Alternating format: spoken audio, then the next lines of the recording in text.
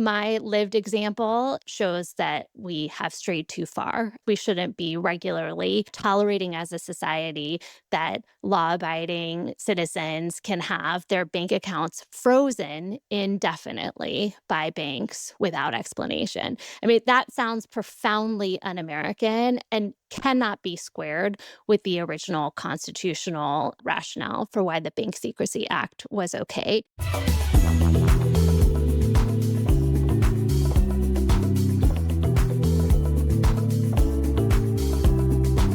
Welcome to Web3 with A16Z. I'm Robert Hackett. Imagine waking up one day to find your bank account frozen. No warning, no explanation, no recourse. This is not a thought experiment. It's a real situation, and it's happened not just to crypto companies and their founders, but to ordinary people who are just trying to live their lives. That includes our guest today, who learned firsthand what it means to be debanked. In this episode, we talk about the unseen algorithms that monitor people's accounts, the ramifications of the Bank Secrecy Act, and how crypto and decentralized finance may offer a much-needed check and safety net against the opaque systems of traditional finance. Joining us are Uniswap Labs' Chief Legal Officer, Katherine Minarik, who shares her personal story of being debanked and what it taught her, and A16Z Crypto Finance and Operations Partner, Westerhold, who helps founders navigate these issues and who's tracked dozens of instances of debanking across our own portfolio. A big thank you to Katherine for trusting us to share her story, which you can read a first-hand account of in an op-ed she contributed to a16zcrypto.com earlier this year. Find that and more in the show notes. As a reminder, none of the content should be taken as tax, business, legal, or investment advice.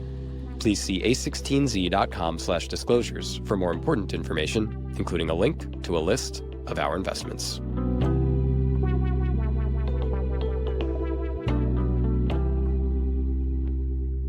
When debanking entered the public consciousness, there was a lot of skepticism around this actually happening, that this was a thing. A lot of people hadn't heard about it. They were confused. The people didn't necessarily believe that it actually was occurring. What would you say to people who had that skepticism? I mean, I know what I would say, which is that it happened to me and I'm a complete rule follower. And so if it happened to me, it can happen to anyone. So that would be where I would start. And I think then from there, it's easy to start unpacking. Well, wait a second. How can it randomly happen to a person? How can it randomly happen to a business? What has to be at play behind the scenes in order for those decisions to be made? Because ultimately, it is a decision by the financial institution to debank or to close the accounts or freeze the accounts of a customer. Some people had reservations about sharing their stories publicly because they feared retribution or endangering their families or other sorts of things. So I'd like to ask you, Katherine, what got you comfortable sharing your personal story? And I'd like to get into that personal story too. I guess I got comfortable with it because it helped explain why I think crypto technology and in particular DeFi, decentralized finance technology, is so important and is solving certain problems, certain things that are broken in the traditional finance system. And speaking about anything personally is often the way to build a bridge to someone understanding or having more of an open mind to something that they're uncertain about. So it became a really useful way to connect with someone about something that they could understand on a basic level, even if the technology industry is a little more foreign to them. There's something very real about the fear. There almost before fear, there's embarrassment. Like why would your bank of many years choose to close your accounts? It feels like a black mark on you. And so that's why I jokingly call myself a rule follower when I tell this story. And I mean that, but also, I guess that's almost a self protective signaling of, I know I didn't do anything wrong. But even when my husband and I went to another bank to try to open a bank account, it felt embarrassing to say we're here because our bank of 10 years down the street said we can't be there anymore. So there's that whole piece of the story, yeah, like your own personal feelings about it to get through. But at the end of the day, the story is about something that is broken in our banking system.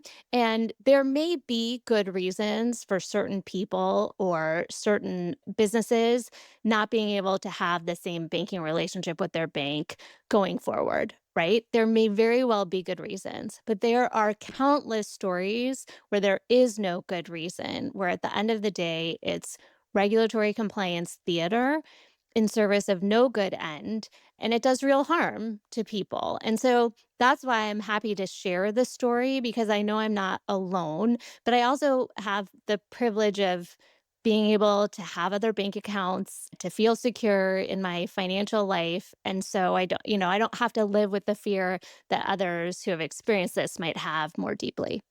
I think it's so powerful to take this theoretical idea like debanking, okay, there's this theoretical thing that's happening out there in the world, but then to put an actual face on it and to raise your hand and say, this affected me. It enables you to connect with people and get empathy and a real reaction versus just kind of hearing about something happening over there.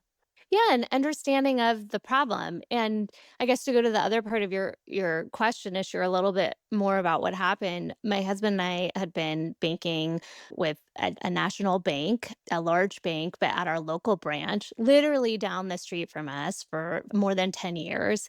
And we had a personal banker there who knew us.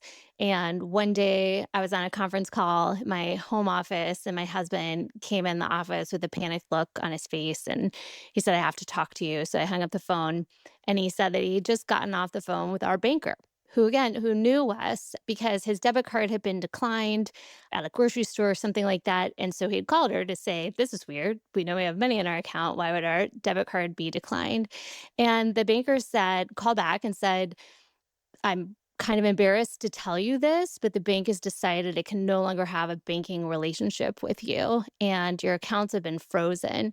And I do think that's a really important part of the story, because it's not that I could go pick up a check for all the money that I had at the bank. My accounts were indefinitely frozen. We had all of our savings, all of the money that we used to pay our bills every month was with that bank, including our mortgage, and our credit cards were also with that bank. I think at one point we got charged a late fee on our mortgage from the bank because they had all of our money. We had to harass the bank for weeks on end through every channel, through email, through phone calls, just trying to find out when we could get our money back. And the reason that that happens, this is my hypothesis, but the reason that this can happen to everyday people is because of the Bank Secrecy Act, a piece of legislation from the 1970s that over time has kind of ballooned in terms of regulatory obligations on financial institutions like banks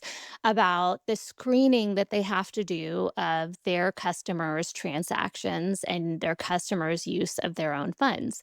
And over time, all of these banks have built a stable of algorithms that they use. And if a few data points hit that their algorithms say this cluster says something might be happening that shouldn't be happening, then they can close your account or freeze your account indefinitely. Indefinitely, they can do that. And there's nothing you can do except beg to get your money back. And the other part of this story that I really like to tell, because it's equally scary to me, is that they had a mountain of our money.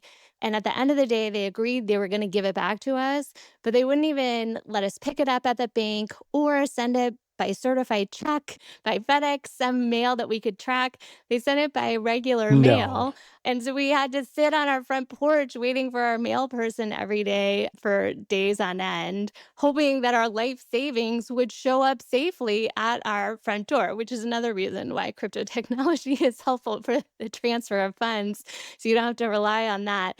But Wow. all of those pieces were just really fear inducing and scary, even knowing that we have a life with a lot of safety nets for us. That is such a wild story. I can't imagine. I mean, when your husband came into the room, panic stricken, what was going through your mind? Like, what did you feel in that moment when you were discovering that this was happening? I think it was just pure paranoia. Does somebody think that we are somebody else? There must be some crazy mix up here. How can we solve this? And how will we pay our bills in the meantime? But there's no real rational or immediate logical thought because it's such an unforeseeable thing for a normal family in America, who gets their direct deposit every month into their bank account. And when you think of that, you can't overnight change your direct deposit to a new bank account. Your company can't rerun payroll so that you can get a paper check within a matter of days. You're stuck waiting, right? Even if your job is willing to try to be flexible, they have their own systems as well. But it was just initial panic. The other piece of it, though, that I did realize, because I was working for a crypto company at the time, this was my last job. And I have to think that that was one of the data points in that algorithm, right? It's like thumb on the This is scale. definitely, Yeah. I'm glad you brought it up. I wanted to ask retroactively, okay, this happens to you. What, like, why do you think it happened to you? Okay, it can happen to anybody, but like, why did it end up happening to you? Did you get any Yeah. clarity on that? Are you able to? No, They they won't will tell not. you. And in some cases, they're not allowed to tell you. I think that was the other frustrating thing is I am certain with every fiber of my being that there was no reason to debank my family. I know that. I've never done anything that is at odds with any law or bank rule or anything in between. And so to not be able to get an explanation so that you could easily clarify what has to be a mistake on the bank's end when you are a customer of that bank for years and years, that cannot be the right way, right? But that is part of the banking regulatory monstrosity that we have built. And it doesn't mean that people aren't trying to do the right thing when they want there to be a good regulatory compliance structure. There are a lot of people who want to do the right thing for the system, for customers, all of that. But just because we're trying to do the right thing doesn't mean that a lot of those pieces aren't broken. What's the concern about telling people why they've been debanked? Like, why would a bank not be able to tell you the reasons why it kicked you out? It just seems like a basic courtesy. Like, tell me why you froze my assets. Sometimes they're not allowed to. If it was like an official action, they're not allowed to. And I think also sometimes there's a distance between the compliance team and the relationship manager where sometimes they don't even fully know. Like there's kind of different people within the bank doing different things. Every instance that I heard where we actually got feedback that it was because of crypto was because the relationship manager or someone at the bank was willing to say something over the phone. It would never be in writing. The notices were always quite vague. I've seen a bunch of them. Generally, when they would pick up the phone and actually say something to the company, it would be like, they definitely heard, "We're not banking crypto anymore. I'm sorry, there's nothing I can do." Or, "Let's just crack down on the industry." We heard phrases like that, and that would never be put in writing, but it still happened. I mean, the reason an individual might not get told what's happening is because this is one reason. Some transaction in their bank account history is something that the bank has decided under their algorithms they will report to the government. And there could be an investigation of that transaction and certain categories of things. The bank then is not allowed to talk to their customer about it. So that's part of it. Does sure feel like there could be some fixes there. And you can understand, again, trying to be sympathetic, that there are certain categories of transactions the government might not want the bank to talk to their customer about. But it does seem like we've gone well beyond that. I mean, my husband and I have had no problem in the years since maintaining good banking relationships. We have multiple banks now out of pure paranoia, but it does seem like there's a disconnect in service of everyday people. And what Emma's describing is easier to happen for a business that's had a bigger relationship with the bank, or maybe much more important individuals than I was at the time to my bank. They might be able to get a phone call with an explanation.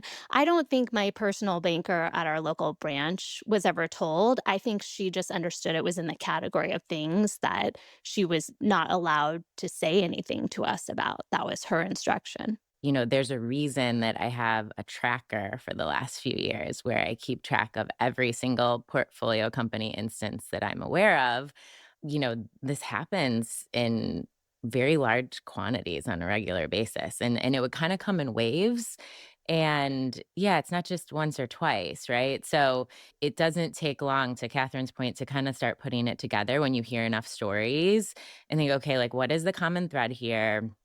Why is this happening? And you just start looking at it with a different perspective when you see it over and over again. I mean, it's just pattern recognition. You can't ignore it. How many instances have you recorded? There's easily over 30 companies, and that doesn't include all the individual founders and employees of our portfolio companies. They didn't always come to us. There were so many that we found out about after the fact. But, we talk to every company about, like, would you wanna share your story, right? Like, Catherine's one of the few that was able and willing to do that, Go, but so many Catherine. companies. Yeah, thank you. We talked to so many companies, like, "Would you share your story? Like, I think it would help." And, people don't wanna do it. They're afraid of retribution, understandably. They don't want their family to be affected. They don't want their business to be affected. There are certainly a handful of companies that have come forward and individuals, and we really appreciate them sharing their stories. But there's also the nuance, right? Like, I think it's what's debanking, but then there's also what is, I would say, like, extended or unnecessary diligence, like off-cycle account reviews, or just the inability to get banked in the first place, which is another issue. But I think it's also related when you start seeing these patterns emerge. And when you see companies in our portfolio that maybe literally had to apply to dozens of banks in some cases to be able to find one that would bank them. I mean, probably the average American doesn't even know the names of a dozen banks. Like, can you imagine applying to them and getting rejected? Like, and all the work that comes with that. So that's not debanking, but I think it's related in terms of just how the industry is viewed by the banking industry. And in terms of the crypto industry specifically, I think there are all kinds of anecdotes out there of crypto companies saying, my bank said to me that they're closing my account because they can only have so many crypto businesses among their set of customers. And that is an informal request from a government agency, or that they can't be onboarded, even though they meet all of the criteria. So that's the other half of what Emma's saying, because the bank is already at that capacity, that threshold that has been set for them, that has not been set by their own risk management practices, which are two different considerations. That's something I've talked to a bunch of banks about too. Those thresholds are generally pretty low. Like, I know some instances where there's a crypto friendly bank, for example, and they've banked a lot of our companies, and then they started hitting the threshold. And that resulted in going back to their existing customers and being like, you're not necessarily debanked yet, but you need to reduce your balances that you hold with us. You need to move it to other banks. I mean, I think there's some maybe poor operational management there, but also really frustrating for companies, right? Like, they come on board without that expectation, and then they have to figure out what to do with their funds if they don't have another account. Yeah, just to put it in really basic terms, a lot of crypto companies are using a bank account to do things like pay their employees, right? And that is not an easy process to set up with any bank that you specifically have. There are a lot of steps to that, some of which crypto can solve, but set that aside. But imagine all of a sudden being put on notice. You're running a company, doing everything right, and your bank says, surprise, you're going to have to change something fundamental about your banking relationship with us, or we're going to close your banking relationship imminently or within a matter of a few weeks. You're responsible for all of the employees under your care at your company. That's a scary situation for a small business, a growing business. And by the way, maybe you have to conform to some rules that like you structurally can't as a crypto company. Yeah. Totally. There's sometimes a misconception when people talk about debanking and crypto, though. There's the very crypto heavy companies. There are also your early stage, essentially software startups where they haven't really done anything in crypto yet, but maybe it's in their thesis around the business. They're pre-revenue, they're pre-token. There were a lot of companies debanked in our portfolio that fit that profile, and they're literally using their bank account to make payroll, I don't know, pay AWS, like pay their legal bills. It's really benign, routine stuff. And they got caught up in all of this where you just wonder, okay, how were they specifically flagged? Like what happened under the hood at the bank that caused them to get flagged for debanking? There are basically two responses that I've heard from critics, skeptics about debanking. One is like, is this even happening at all? I think we've moved past that point. Like, there are instances on the record of this happening. I think people generally accept, okay, this is a thing that did happen. But then the other thing that you hear is this skepticism of crypto and people just saying, well, it's just a sketchy industry, doing a bunch of shady stuff. It adds risk to the bank profile. It's their own fault for dealing in an industry that has fraud and other sorts of bad things going on. Doesn't every I want to voice industry the have skeptics fraud, view here. first of all? I mean, I'm glad that this it's makes like me you're ready so to go to bat at crazy. this I one. know. So hit me. I know.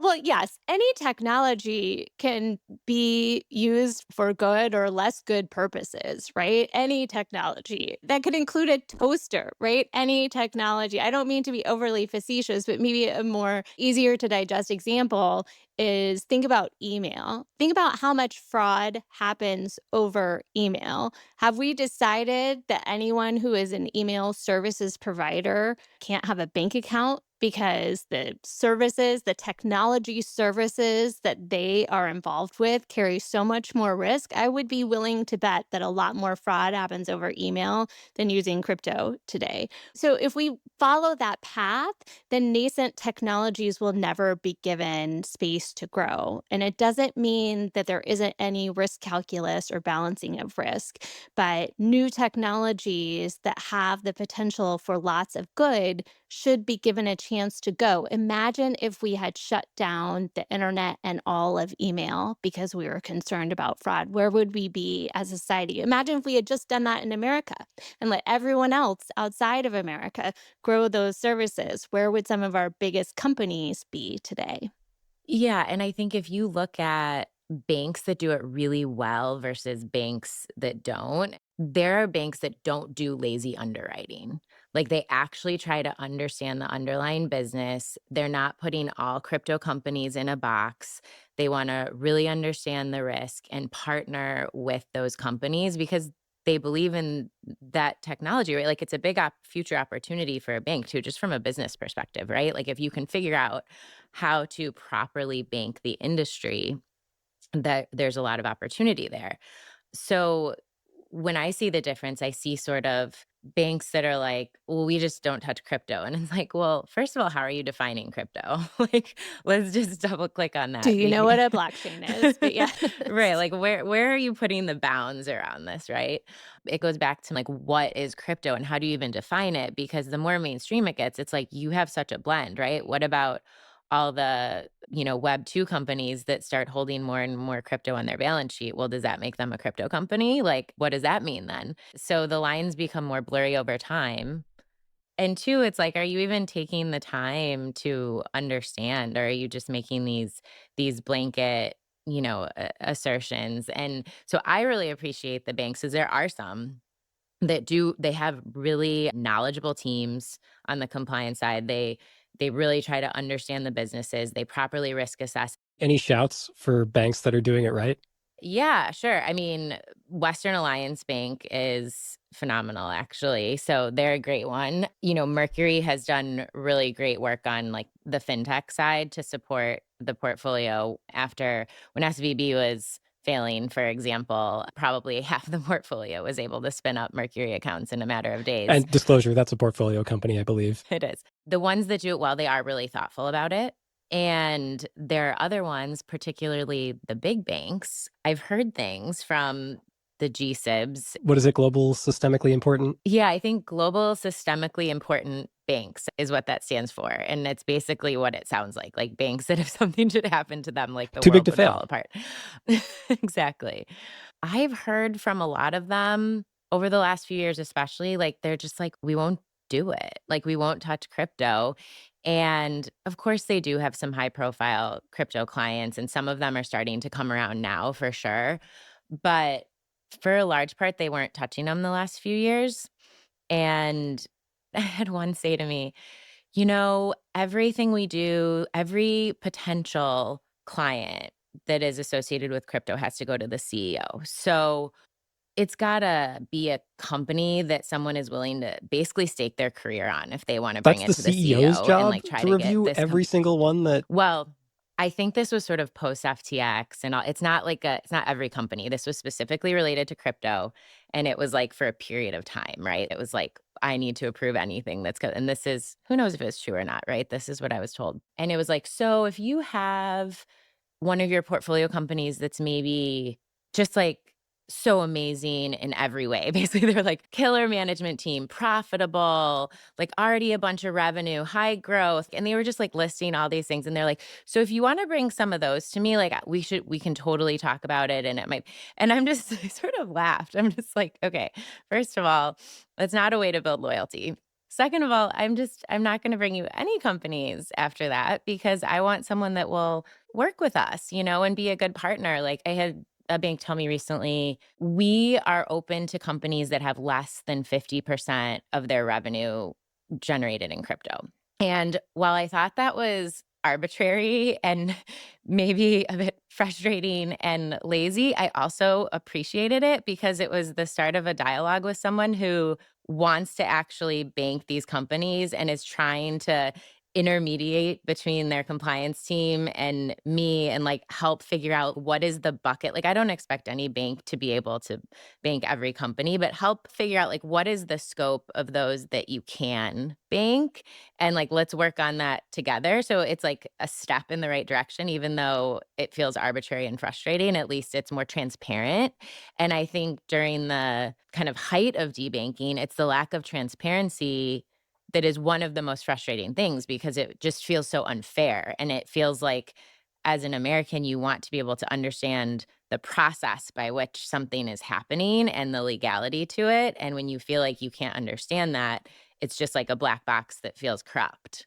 So we heard a little bit about Catherine's personal story of getting debanked, as a private individual citizen.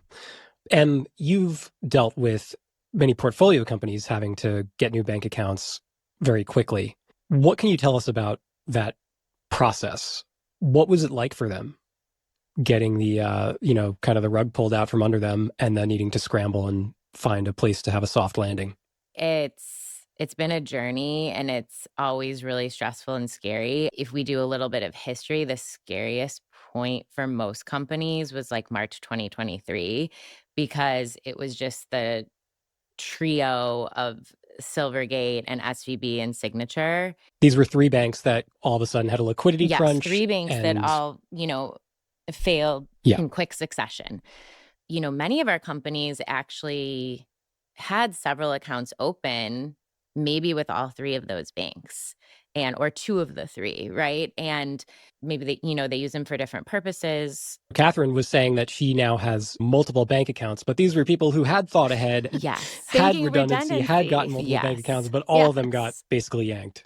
Yeah, and I think we all learned so much. I mean, Catherine learned very, very viscerally, personally. I think, everyone else that maybe didn't realize that before the fall of SVB in the tech industry very much realized like you need banking redundancy if you didn't have it already. Now we always recommend companies have 3 bank accounts, even if one is kind of dormant, at least to have the redundancy of the accounts. But just to take a handful of companies, and I know one very specifically that comes to mind, but this was the case across the portfolio. It's like imagine, okay, so Silvergate fails, and you're kind of like, okay, that was a little tied up in FTX, so maybe you can push it aside a little bit. But then SVB, the bank run essentially starts happening. People get freaked out that they can't meet their commitments and start pulling their money out of the bank. Yeah. So everyone starts pulling the money and transferring to other bank accounts. So this is where a bank like Mercury was super helpful because they were able to spin up accounts very quickly for companies within, 24 hours, and they could wire funds out. But some companies had signature too. So they said, okay, I'm going to transfer my SVB funds over to signature. And I know many companies did this. Then I remember that weekend getting wind, it looks like signature's going to be shut down. So then it's like, okay, now what do I do? Out of the frying pan into the fire. It's literally like you're moving money around and it's just whack-a-mole. It's incredibly stressful, and I think we've gotten through, I would say, the worst of the sort of stressful environment of March 2023, right? Because everyone was caught off guard and it was all sort of at once.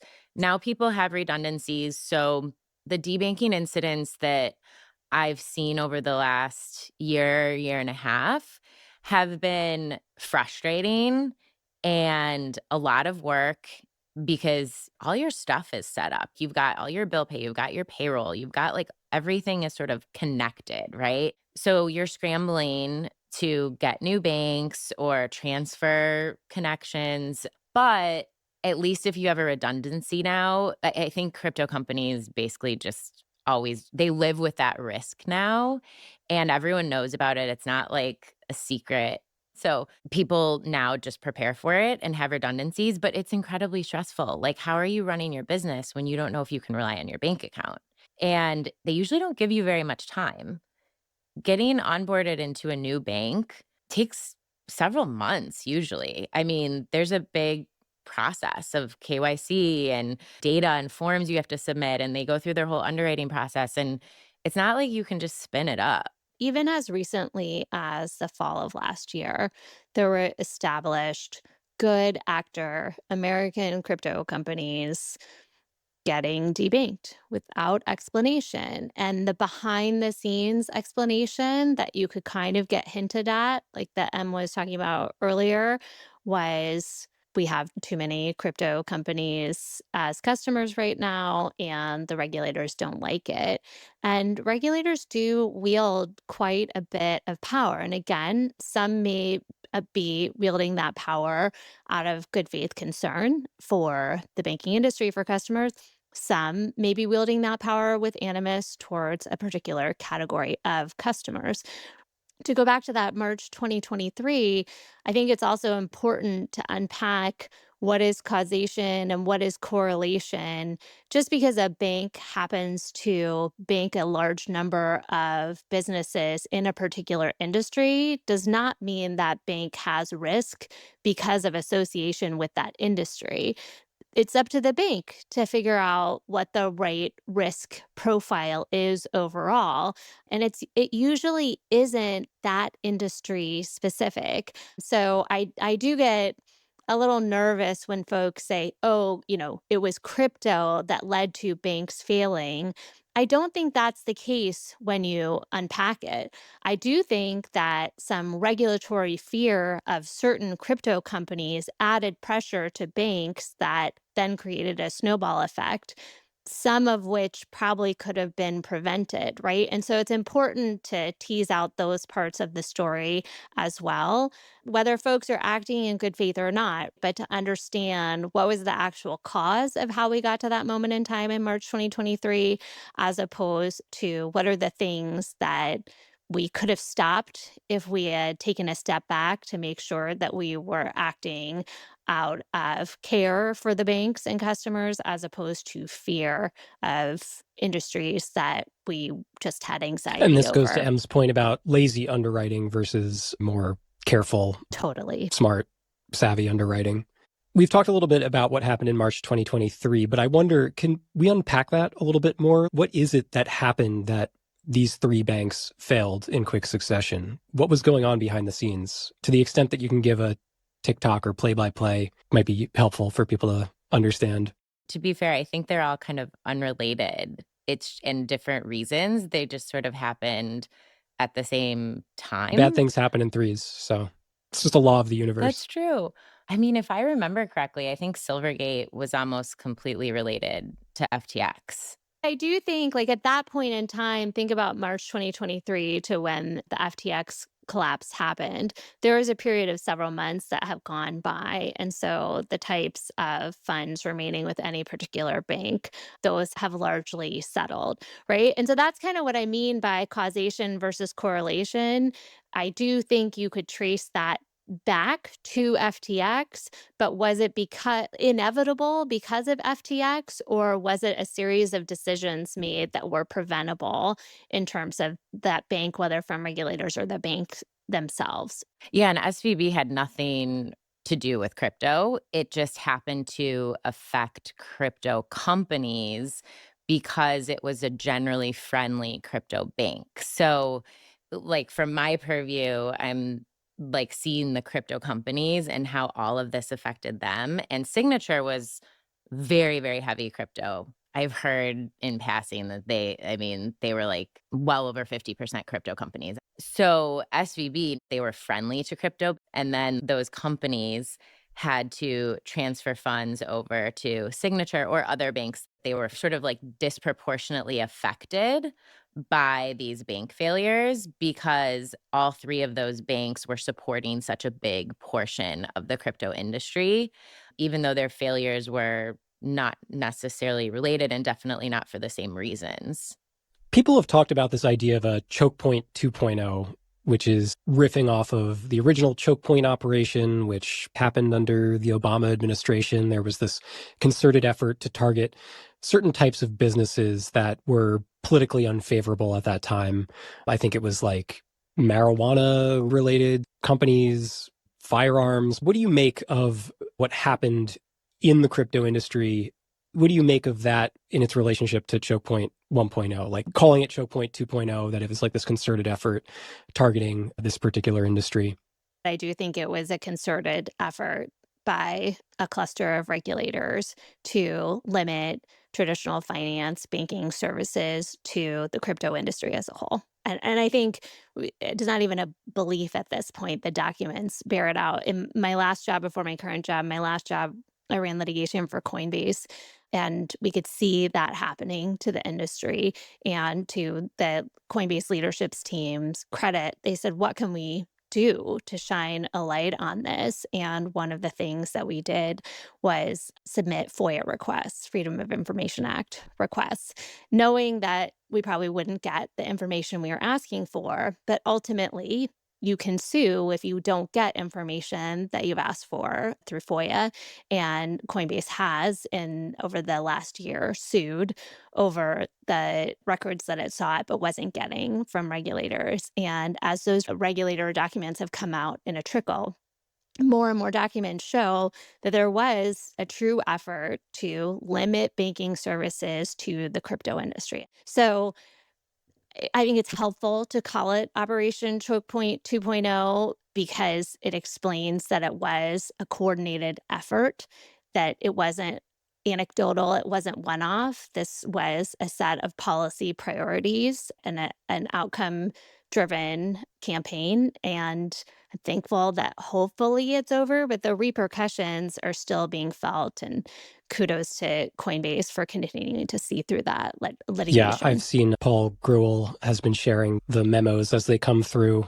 Some of them have redactions, but there's enough in there that looks pretty telling. Another thing just to consider is, how do we get here? If we're thinking about debanking or limited access to bank accounts, and we referenced it a little Yeah, bit earlier, the Bank Secrecy Act, the legislation from the 70s. But I think a lot of people don't know that that was a very controversial law. Now it kind of feels part of the traditional finance landscape. It was a very controversial law at the time. Banks were opposed. The ACLU was opposed. Like everyone in between was opposed. So there was a ton of litigation that happened in the early 70s about the obligations of the Bank Secrecy Act, which frankly kind of pale in comparison to the obligations as they've grown today. And it ultimately made its way to the Supreme Court in a case called California Bankers Association v. Schultz in 1974. And it was a divided Supreme Court, a very divided Supreme Court that on limited grounds said the Bank Secrecy Act is constitutional. And so I think sometimes it's helpful to shine a light back on how did this all kick off, and are we on the right course to continue to build on this path, or have we strayed too far from the first principles that justified this path to begin with?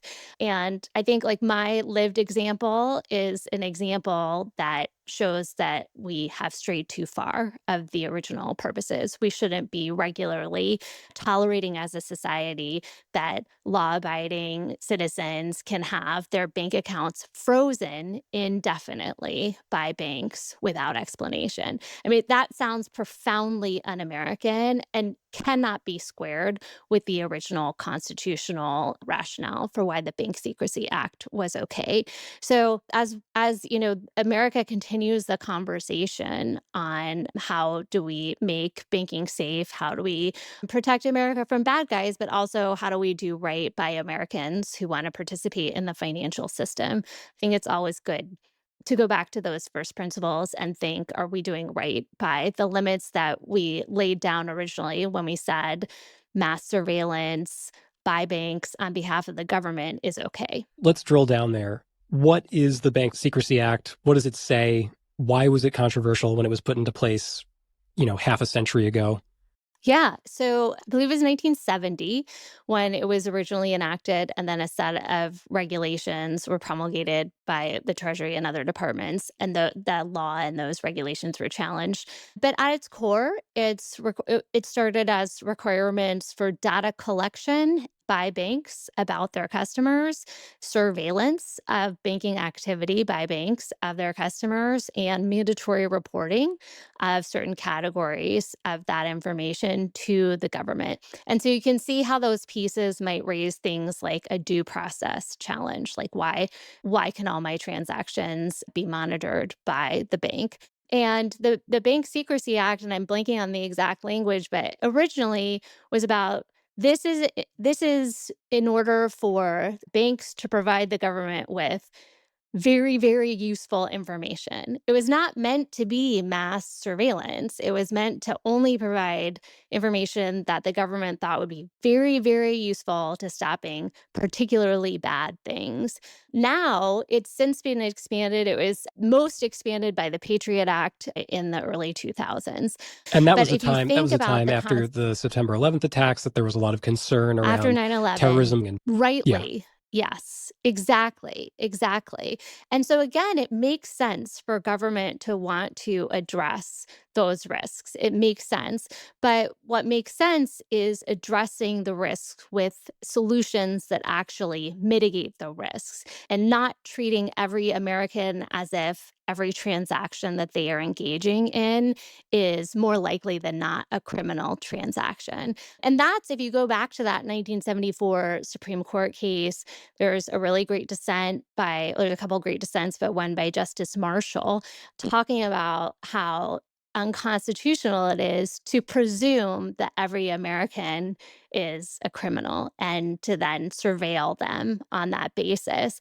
And that's where I feel like we've gone too far. And it does not mean there aren't right and good ways to protect America and Americans from real risk.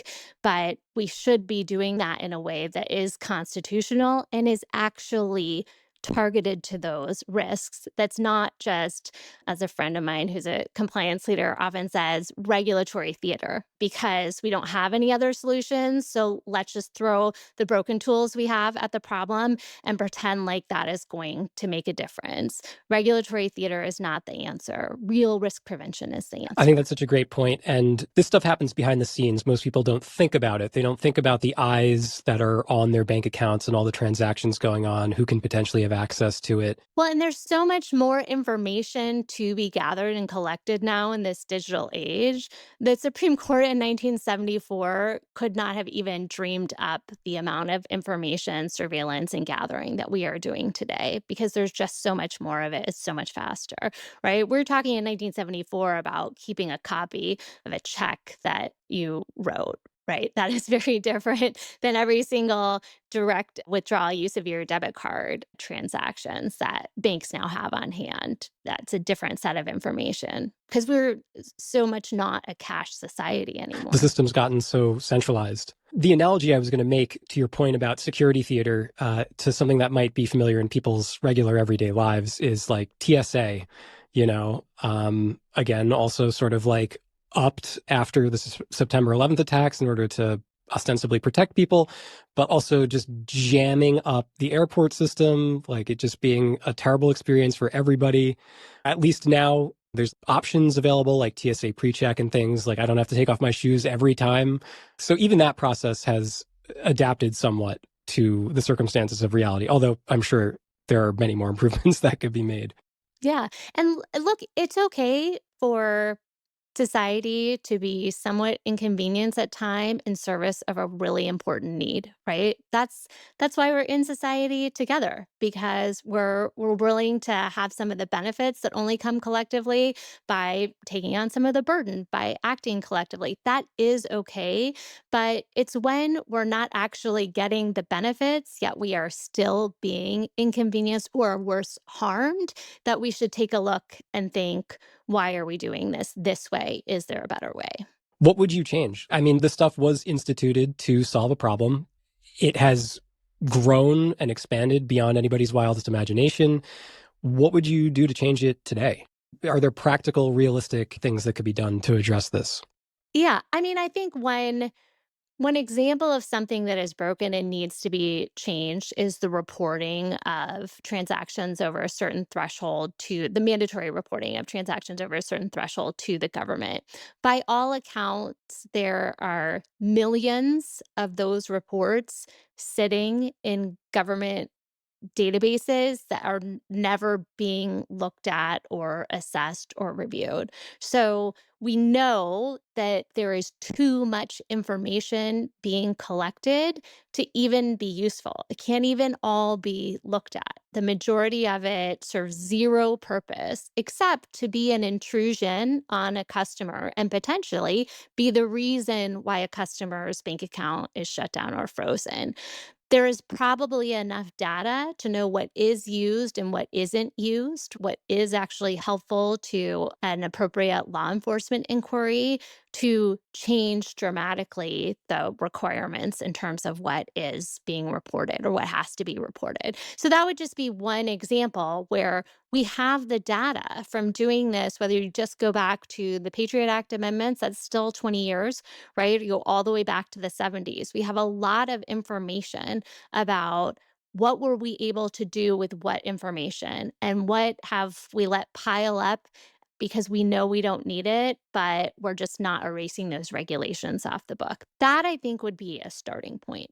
I love that because what you're describing reminds me of any other company or government body or anything. You implement things and you just layer and layer and layer, and you kind of forget the purpose sometimes. It needs to Yeah. be, like you do need to go back to the first principles and be like, what are we doing here? What is the actual risk? And I think like bringing it back to debanking, it just leaves you wondering how much of this is just old legacy, imperfection, whatever mess, whatever you want to call it, versus how much is using the banking system as a political extension.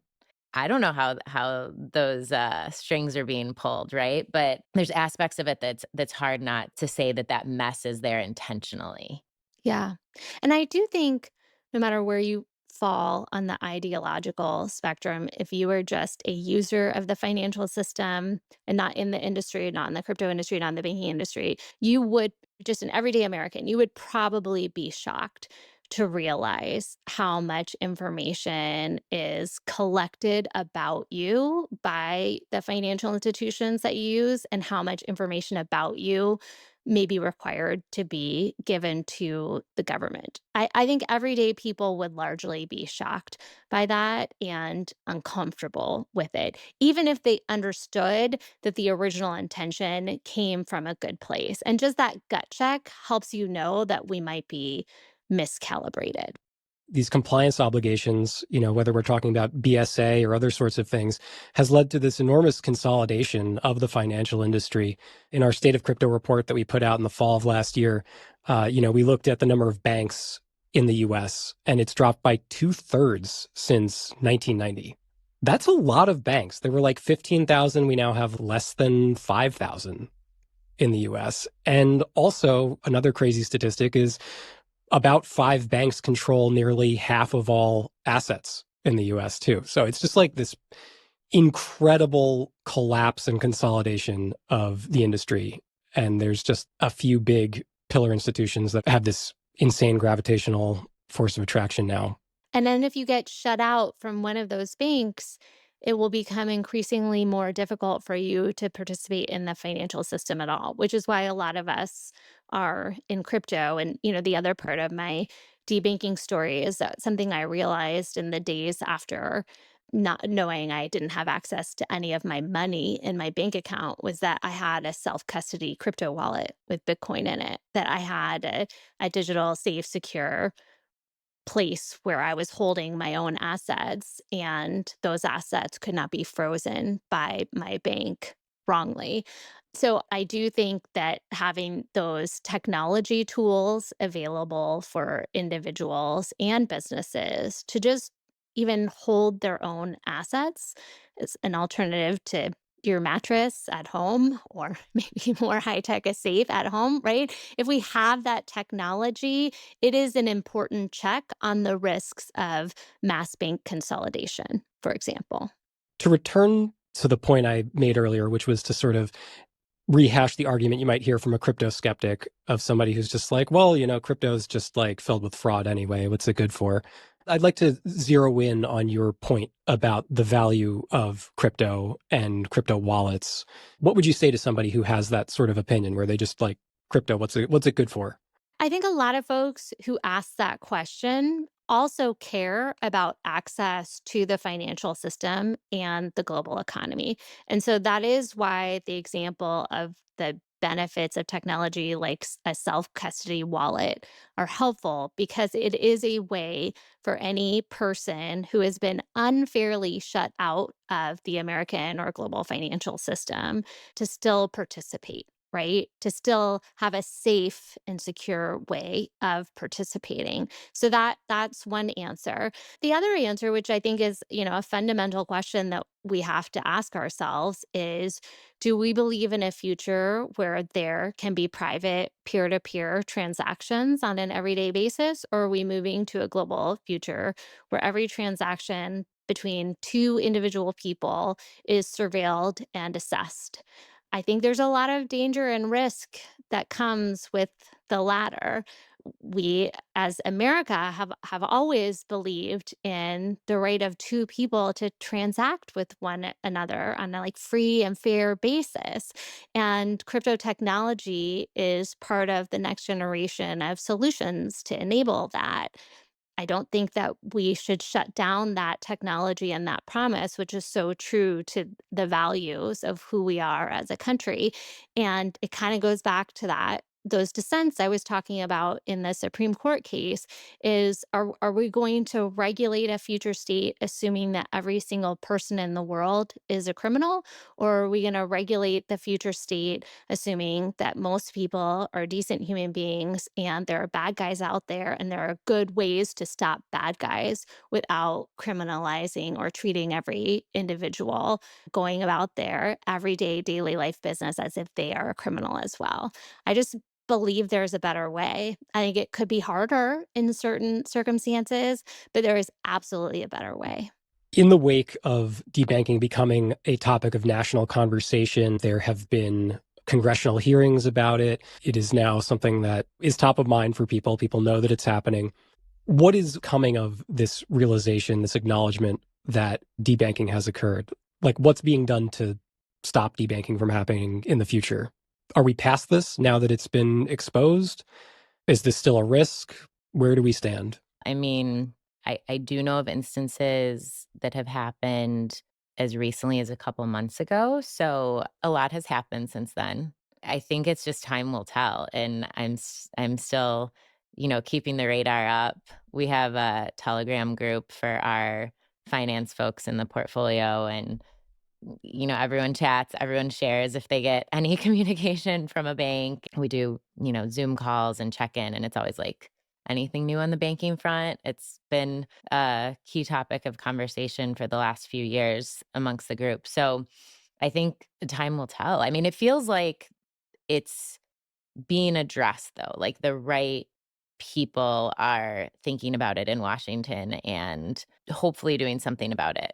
I mean, anytime a problem is getting real attention and folks say that they want to solve it, that is a good first step and I will take it.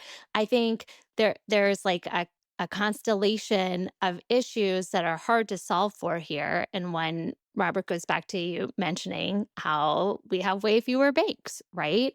Which means that debanking due to political pressure, whether it's, a regulatory combined set of regulatory regulators putting pressure on banks, or whether it is one regulator, state or federal or somewhere overseas, putting pressure on one bank, that creates the ongoing risk for debanking for a disfavored industry, a disfavored population. And I use the word disfavored deliberately because we're not talking about bad guys in this scenario. We're talking about who has political favor. And I think that's what we want to check is that you shouldn't have access to the financial system only if you are a politically preferred group or industry or set of human beings. So I think it's a pretty complicated problem to solve for the long term, but I am heartened by the bipartisan interest in the issue. I wish it had been taken seriously sooner because it matters. So, as Em mentioned, you've been down in DC a bit and have spoken to people there. What have the reactions been to your story? Yeah, I think it's a range. I think there are some folks who don't want to believe that you can be debanked even if you did nothing wrong, even today, even with documents in hand. They're like, what did you And really do? Come every on, fess up. yeah. It's like, is there some other reason? And it's not that I felt that anyone was discounting my personal story or the stories of others in the industry that I've had permission to share. But, when you talk about something bad happening that there's no good reason for, it's kind of inherent for some people to be like, really? Is it really that bad? Did it really happen? So there is still some of that. Again, I don't think it's coming from a place of malice or the folks that I'm having conversations with thinking that debanking as a concept is a good or justifiable thing.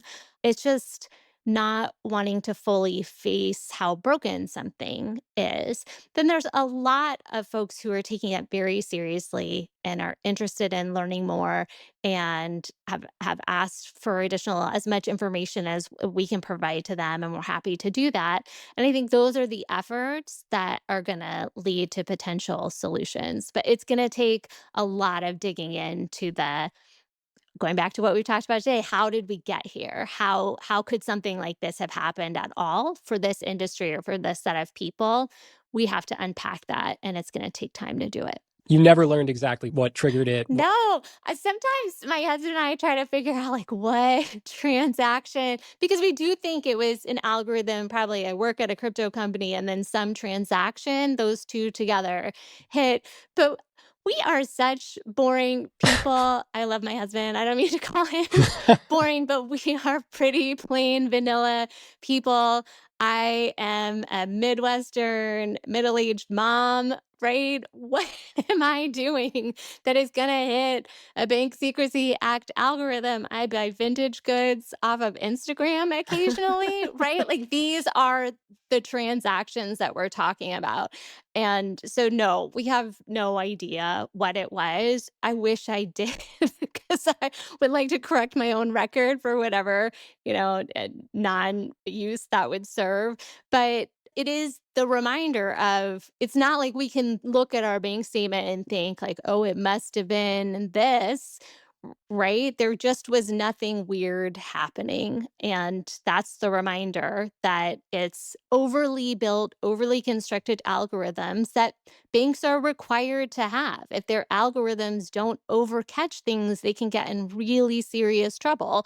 So I get why they build these up. I think they should still be refined over time, but there's not an incentive to be as calibrated as possible. And so your best guess is that, I mean, you were drawing a salary from Coinbase at the time, which is a crypto company.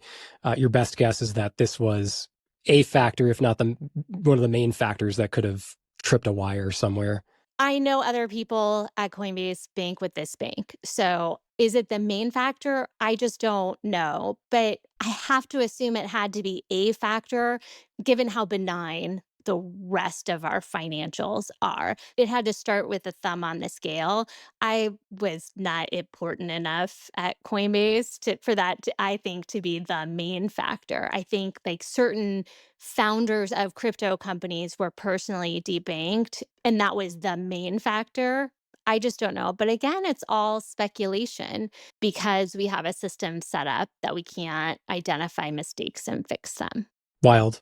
I would love to see, I've never seen anything like this, but some sort of report of account closures over the last several years from big banks in some sort of, cohorted data fashion of just obviously not names or anything, but I wish there was something like that that could help validate some of the trends that we Yeah. feel. And learn from Right, because, exactly. Like, frankly is anyone looking speaking, at that, yeah, right? Like, wouldn't that be the first place to start when you're investigating debanking? Like, I'm sure banks must keep data around account closures. yeah. We have the ability to learn how to build a better system imminently if we look at that data, not in a additional mass surveillance and collection of personal information No, no. way, but in a good data collection and data analysis way. Anonymized, Yes. Yeah. Well, presumably that data exists and within the Treasury Department as part of the BSA database or whatever they call it that captures all this information about supposedly suspicious activity. Yeah, but not everything is reported to the government. I think that has a great point here. A bank could probably look at their account closures and figure out, and I think some of this learning happens, and I don't want to suggest that these algorithms aren't refined over time. They certainly are, right? I don't want to have any mischaracterizations of the good work that lots of folks on compliance teams in crypto and in traditional finance are doing. But every incentive is set up to over capture as opposed to calibrate, and there is enough information available to us to be more calibrated, and we wouldn't change the benefits we're getting in terms of risk mitigation to be that more calibrated.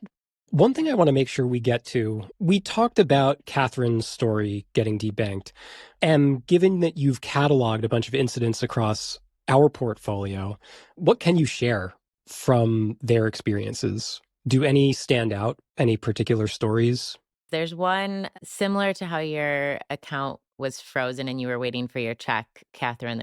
There's one story that comes to mind where one of our companies got a notice that they were going to be closed down, but they couldn't just wire out the funds, right? Like that would be the logical thing. Like, okay, we have another bank account, we'll wire out the funds. They had to go in person to the bank branch to get a check. Well, their CFO at the time did not live in or was out of the country, I think, either traveling or didn't live near the bank branch. Had to travel within this allotted period of time to go to the bank branch. The bank branch, like a local branch, wouldn't let him take the money out and close the account, and ended up going to like 3 different branches within a city until someone finally allowed him to get a check and close out the account. So he had to fly internationally to Right. go to a bank in Your account's person closed. Go fly to get your and just money. go to multiple brick and mortar like Yes, locations and try yes. to And get here by this date, or Right, else you're and not that getting within is your this time, money. exactly. outrageous.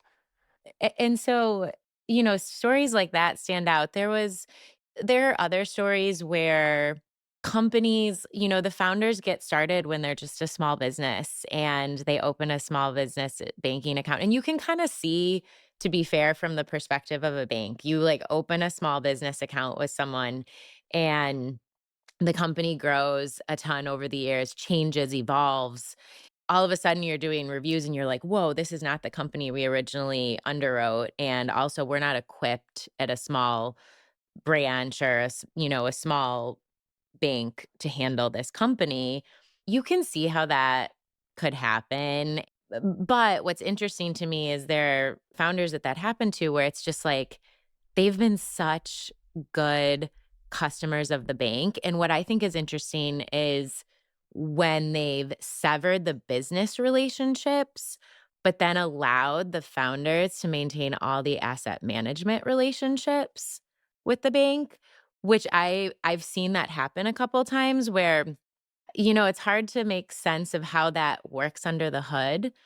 Like your business is not okay, but your accounts are okay?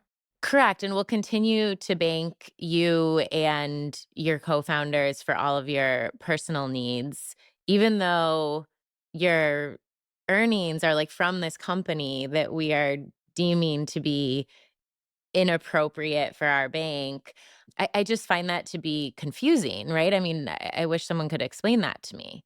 Well, it's like how I don't understand why my old bank closed my bank accounts, but not my mortgage. So they definitely know I'm not a Right. criminal because Right, I still have a exactly. mortgage. Yeah. And then you're like, "Okay, so there's something in this for them," right? Like, the mortgage was worth keeping, but maybe the account wasn't for whatever reason, you know? So, what's interesting too, just an anecdote, is that I noticed it came in waves a lot, and I never knew really what to make of that either. Like, if it was the conspiracy side of me being like, someone kinda came down this week and was like, "Pass the message, like, go cull the crypto accounts," you know? Because I would get a handful in a week of notices, sometimes even across various banks, not all within the same bank. And then it would be kind of, quiet for a month. And so I don't know what to make of that. And then the other part of me is like, oh, well, maybe that has nothing, maybe that's just coincidental. That I definitely noticed the waves. And that was across banks, not all within. And the bank letters were always the same generic. We did a compliance review, and for compliance related reasons, we are closing your account. But then they call their rep, right? And it's like, well, what? Because to your point, Catherine, like probably how you felt, right? They're like, well, what did we do wrong? Yeah. What do you mean compliance related reasons? Like, what did I do?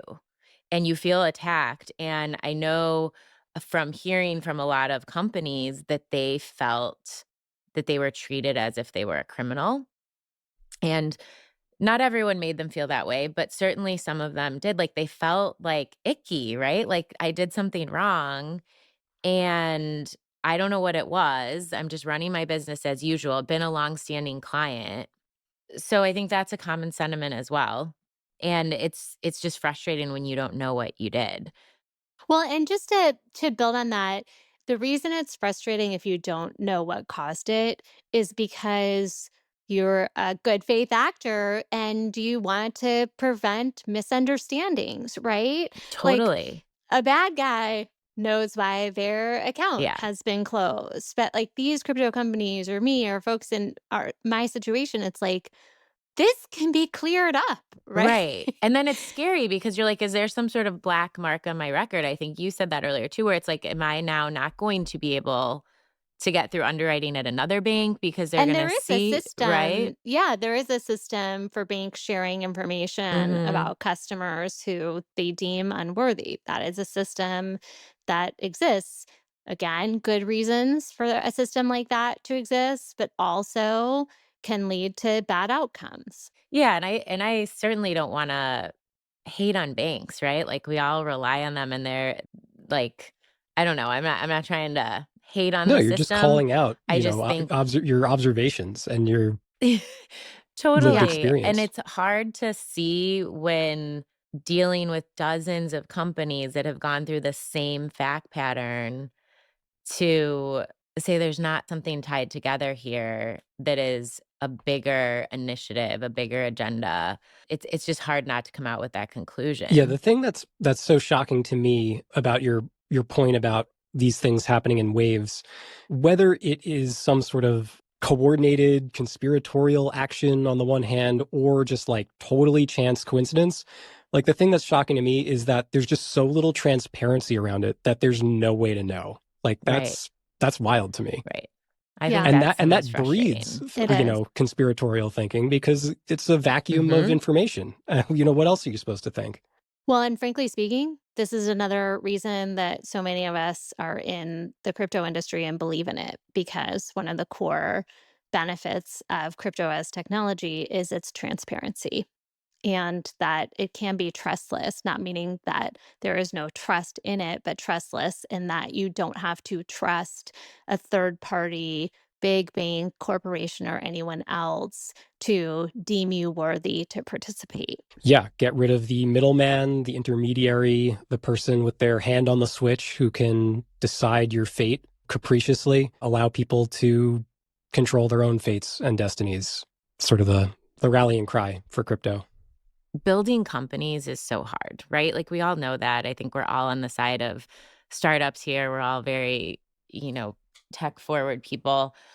Building companies is so hard, and I've seen in, more the traditional side and the crypto side, and being a builder, probably in any discipline, but I'll speak to what I know on, like, the finance and accounting side. Doing that role in crypto is harder than any industry I've seen. It's exceedingly complex. It comes with so many nuances, and even just the tech stack that you use is different than I'm comparing to, like, enterprise SaaS or something, right? And it's really complex, and building startups is really hard. And when you add in something so fundamental and simple, like, you just wanna be able to bank and, like, pay your bills and pay your employees, and, like, I don't want founders to be stressed about a bank account. Like, it just seems so crazy to me that this is, like, a top 3 item of stress for people. That's, like, not the hurdle. That's not the hurdle that they should be Re- Yeah. focusing on. 'Cause it's Artificially like, hard. yeah, like, Yeah, why? It just, like, like it's something unnecessarily you should be able to hard. take unnecessarily for hard. granted that you can Yeah. have a Exactly. bank account and be like an Yes. entrepreneur in America Yes. or wherever. It's just like crypto's global, sure, but just the fact that you should, as a basic right, be able to have a bank account for your business is seems like table stakes to me. Absolutely. It's a hard enough industry as it is.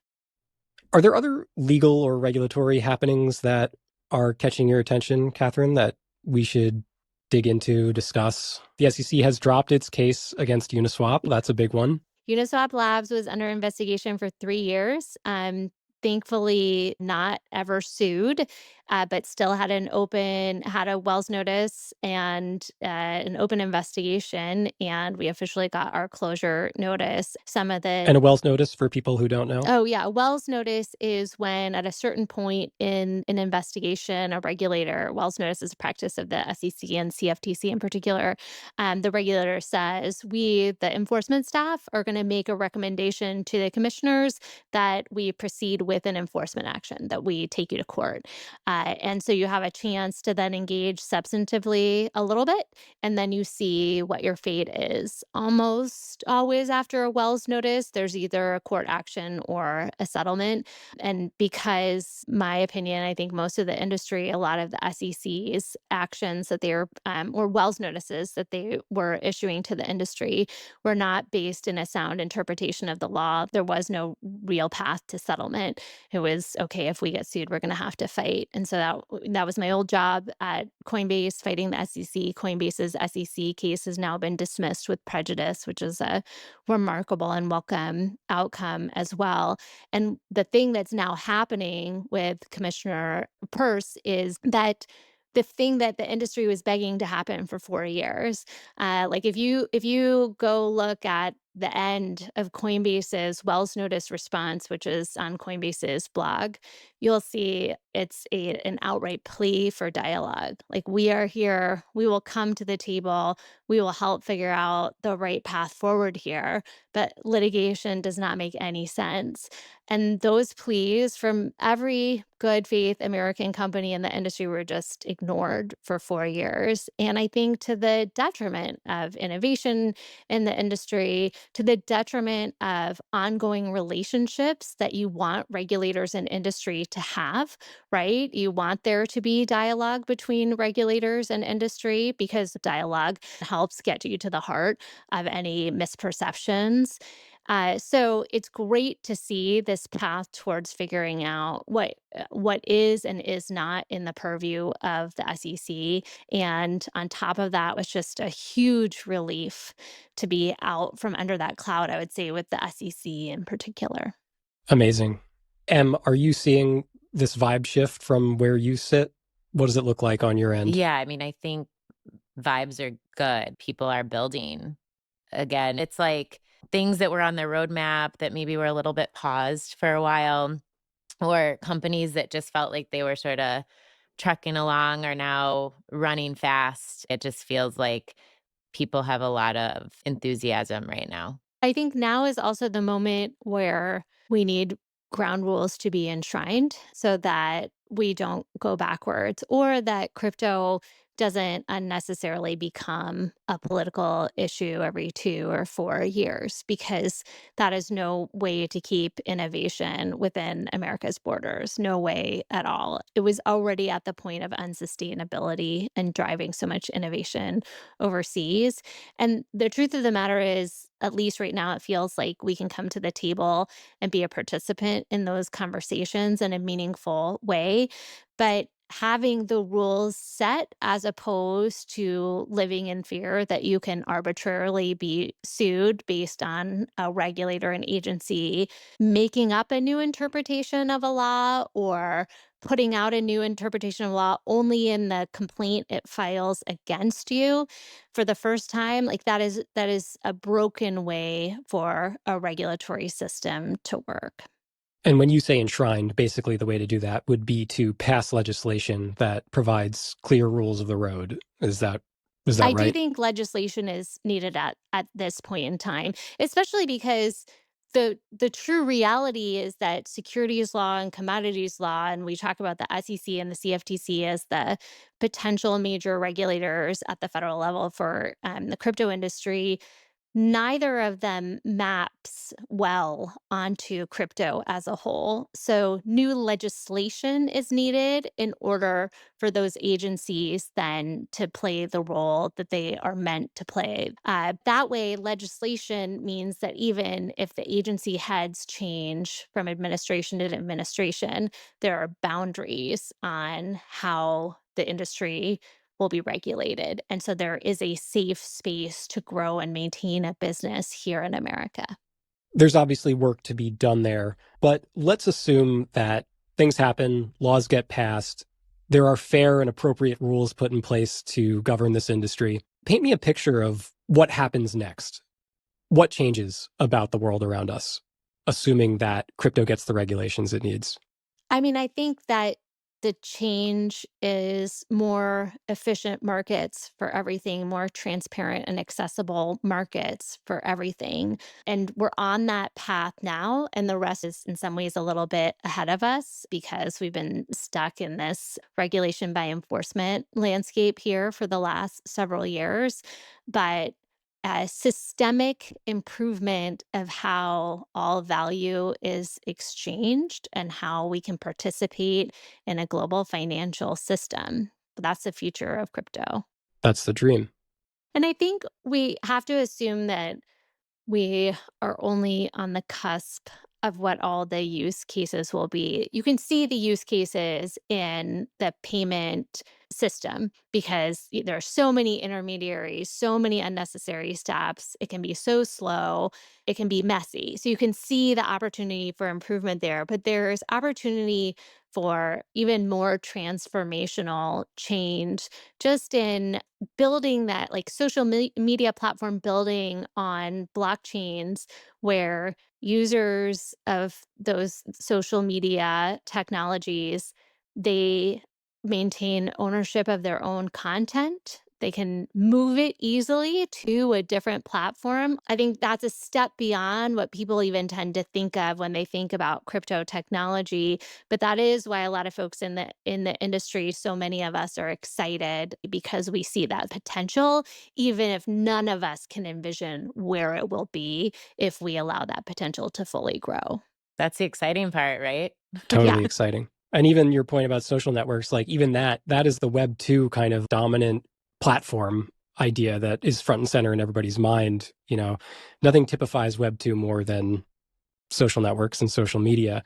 So even to think beyond that, like what is the web going to look like when, I don't know, everybody has AI extensions of themselves performing all sorts of activities? Like, I don't know what Yeah. happens to the web then, but Well, and just one other piece on that is that blockchain technology is a fundamental check against the risk side of AI, right? We have both of these technologies growing right now in important ways, and they can have a very symbiotic relationship if we let them. If we let them both grow and grow next to each other and don't unnecessarily constrain one or the other, but instead use them as tools to bring out the best in the technology.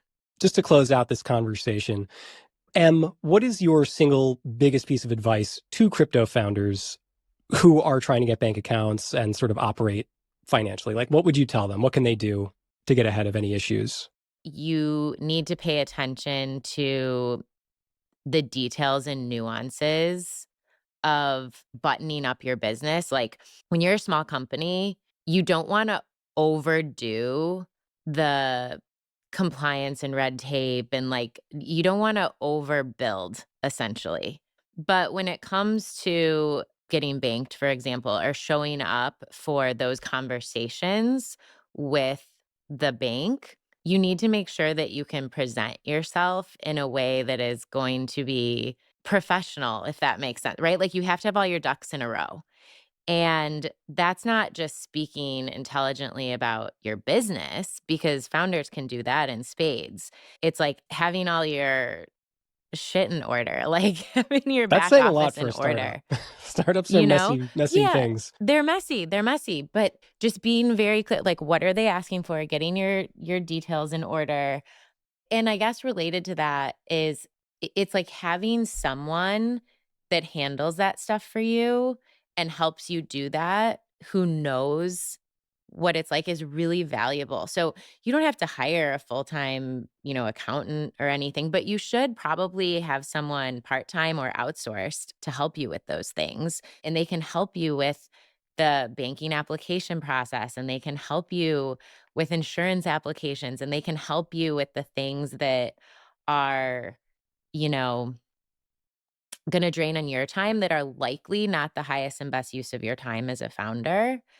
Get support from operators, people who are operationally proficient, who can help you. Yes. Much, much more articulate way of saying it, Robert. Thank you. No, you're great. Katherine, same question for you. What is your single biggest piece of advice as somebody who has gone through the ringer, having been debanked yourself, debanked and rebanked? What would you tell other people to? Not by the same bank, but Yeah, okay. Well, yes. I'm sure, yeah, you've sworn that bank off. Yes. Um, but yeah, what would you tell other people? What would be your advice to others who are worried about this potentially happening, or people who aren't worried about it but should be? It's good to be aware of how much trust you are putting in any one institution that is not built to take care of you above their own interest at the end of the day. It's not that banks are not valuable resources, but their interests are not always going to be aligned with their customers' interests. And so, recognition of that misalignment, and then in light of that misalignment, how much trust you want to leave in their hands, or how much of your own financial fate you want to leave in your hands. So, that my biggest lesson is realizing that I had not questioned the amount of trust I was giving to institutions that at the end of the day had enormous power over my day-to-day life unintentionally by me, and that I could be more thoughtful about that. And because right now the way our system is built, that this could happen to anyone for no good reason, we all should be really intentional about where we place that trust and make sure that we have backup plans. And that can be crypto technology solutions, it can be other banks, but we shouldn't have all of our trust in a single corporation, third party entity, because that's just not the way the world works right now. I totally agree. Like, what is the most fundamental thing you can do is have redundancy plans. You're not relying on one institution, you're not relying on one wallet, you're not relying on one account. Like, you just like you should very much make sure you're thinking through all the ways that you can be screwed. And I mean, you don't wanna, like, live your life like that to the extreme, but make sure you have plans for that and you've created the redundancies. I think that's the biggest change that we've advocated for across the portfolio after all the bank collapses too. In a word, whether you're bringing on more help or opening multiple accounts in different places, I think the operative word here would be decentralize. That's sort of like the, the whole Yes. thing about crypto. But even if you're not using Yes. crypto, you're probably going to want to decentralize because Yep, it has benefits. yep. Decentralize your life. Yes. Yes. Yes. Nice. Well, Catherine, thank you so much for coming on the show. Thank you. Thank you. And I hope no more incidents going forward. Oh my Oh, God. well, if I get debanked after being on a podcast, you'll know it's not over. Apologies if I put you Right? on in the sights of the BSA for having you on as guest. We are very candid with all of our banks now, and also live in paranoia, right? That like this has happened in the past, but also that it doesn't make any It's sense. not Yeah. paranoia if it's justified, right? Mhm. Yeah. Yeah. Totally.